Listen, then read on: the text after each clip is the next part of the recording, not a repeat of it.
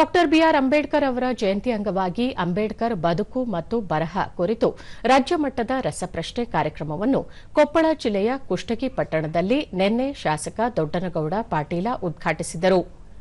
ಕಾರ್ಯಕ್ರಮದಲ್ಲಿ ಮುನಿರಾಬಾದ್ ಕಾಡಾ ಅಧ್ಯಕ್ಷ ಹಸನಸಾಬ್ ದೋಟಿಹಾಳ, ಕುಷ್ಟಗಿ ಪೊಲೀಸ್ ವೃತ್ತದ ಸಿಪಿಐ ವಿಶ್ವನಾಥ್ ಹಿರೇಗೌಡರ, ರಾಜ್ಯ ಜಾನಪದ ಅಕಾಡೆಮಿ ಸದಸ್ಯ ಜೀವನಸಾಬ್ ಓಲೇಕಾರ್ ಮತ್ತಿತರರು ಉಪಸ್ಥಿತರಿದ್ದರು.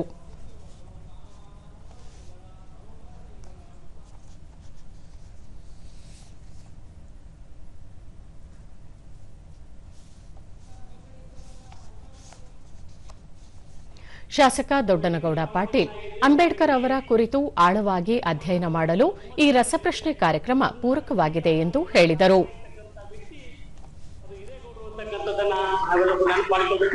ಅಂತ ಒಬ್ಬ ವ್ಯಕ್ತಿ ತಮ್ಮೆಲ್ಲರೂ ಕೂಡ ಎಲ್ಲ ವರ್ಗದವರು ಕೂಡ ಜೊತೆಯಾಗಿ ಸೇರಿಸಿಕೊಂಡು ಇಂಥ ಕಾರ್ಯಕ್ರಮ ಮಾಡ್ತಕ್ಕಂಥದ್ದು ಮಾಸ್ಟರ್ ಇರ್ಬೋದು, ಟೀಚರ್ ಇರ್ಬೋದು, ಸಂಘ ಸಂಸ್ಥೆಗಳಿರ್ಬೋದು, ರಾಜಕಾರಣಿಗಳಿರ್ಬೋದು, ಎಲ್ಲರನ್ನೂ ಕೂಡ ಒಳಗೊಂಡಂತೆ ಒಂದು ಉತ್ತಮವಾದ ವೇದಿಕೆ ನಿರ್ಮಾಣ ಮಾಡುವ ಮೂಲಕ ಇಂಥ ಒಂದು ಕಾರ್ಯಕ್ರಮ ಮಾಡ್ತಕ್ಕಂಥದ್ದು ಮತ್ತೆ ಸ್ಫೂರ್ತಿ ಕೊಡ್ತಕ್ಕಂಥ ಕೆಲಸವನ್ನು ಮಾಡ್ತಕ್ಕಂಥದ್ದು ನಿಜವೂ ಕೂಡ ಬಹಳ ಶ್ಲಾಘನೀಯ.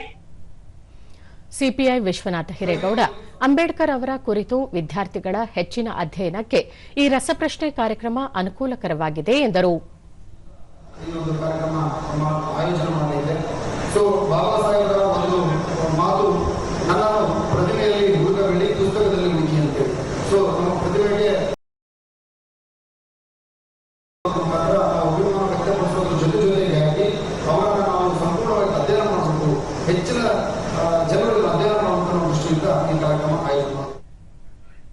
ಜೀವನ್ಸಾಬ್ ಓಲೇಕಾರ್ ಈ ಕಾರ್ಯಕ್ರಮದ ಮೊದಲನೆಯ ಬಹುಮಾನಕ್ಕೆ 50,000, ಎರಡನೆಯ ಬಹುಮಾನಕ್ಕೆ 30,000, ಮೂರನೆಯ ಬಹುಮಾನಕ್ಕೆ 10,000 ರೂಪಾಯಿ ನೀಡಲಾಗುತ್ತದೆ ಎಂದರು. ಸಿಗುತ್ತೆ. ಮೊದಲನೇ ಬಹುಮಾನ 50,000, ಎರಡನೇ ಬಹುಮಾನ 30,000, ಮೂರನೇ ಬಹುಮಾನವನ್ನ 20,000, ಈ ರೀತಿ ಬಹುಮಾನಗಳನ್ನ ಇಡೋದ್ರ ಮೂಲಕ ವಿದ್ಯಾರ್ಥಿಗಳ ಓದುವ ಅಭಿಯಾನವನ್ನ, ಅವರ ಒಂದು ದಾಹವನ್ನ ತಣಿಸ್ತಕ್ಕಂತ ಕೆಲಸವನ್ನ ಇವತ್ತ ಕುಷ್ಟಗಿ ಒಂದು ದೊಡ್ಡ ಬಳಗ ಈ ಕೆಲಸವನ್ನ ಮಾಡ್ತಾ ಇದೆ.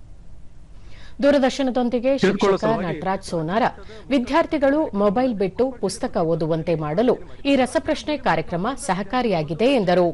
ಅದು ನೋಡದೆ ಒಂದು ಸೌಭಾಗ್ಯ, ಸಂತಸ ಅಂತೇಳಿ ಬಾಬಾ ಸಾಹೇಬ್ ಅಂಬೇಡ್ಕರ್ ಅವರ ವಿಚಾರಧಾರೆಗಳನ್ನ, ಚಿಂತನೆಗಳನ್ನ, ಅವರ ಓದನ್ನ ಹೊರಗೆ ಹಚ್ಚುವಂತ ಒಂದು ಕಾರ್ಯಕ್ರಮ ಇದು ರಾಜ್ಯ ಮಟ್ಟದ ಮುಕ್ತ ರಸಪ್ರಶ್ನೆ ಕಾರ್ಯಕ್ರಮ.